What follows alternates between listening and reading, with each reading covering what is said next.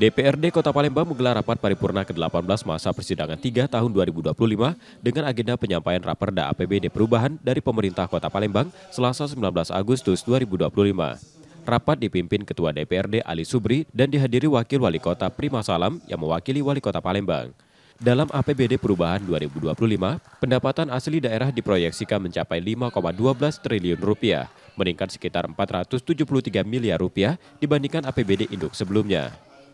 Kenaikan ini dipengaruhi oleh transfer dana provinsi, temuan BPK, serta penyesuaian belanja dan pembiayaan daerah. Setelah dari komisi itu akan dibawa di Banggar dan akan dirapimkan dengan para ketua-ketua fraksi bersama kami 4 pimpinan. Untuk pembahasan di fraksi berapa lama tuh Pak? Tidak begitu lama itu.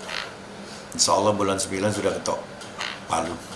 Harapan saya sebagai Ketua DPR, apalagi penambahan anggaran, supaya APBD bisa menggunakan anggaran ini tepat sasaran. Tepat sasaran dalam arti untuk kepentingan masyarakat, khususnya masyarakat Kota Palembang. Bisa mensejahterakan kesehatan, kesejahteraan untuk masyarakat Kota Palembang ke depan. Usai rapat, Raperda akan dibahas lebih detail di tingkat komisi sebelum masuk ke badan anggaran. Proses pembahasan ditargetkan rampung pada September mendatang. Sepakatinya rancangan KUH PPAS anggaran pendapatan daerah tambahan 2025. Mungkin besarannya berapa tadi Pak yang diajukan pemerintah Kota Palembang? 5,1 T. Dari 4,6 T. Itu anggaran 2025 itu Pak? Ya, itu ada anggaran kita optimis kan. Banyak tentang gaji marbot, ustaz saja, tentang kader posyandu dan segala macam, banyak pro rakyat. Untuk gaji marbot berarti di semua program prioritas RDPS. Ini waktu tinggal masih berkisar 3 bulan lebih.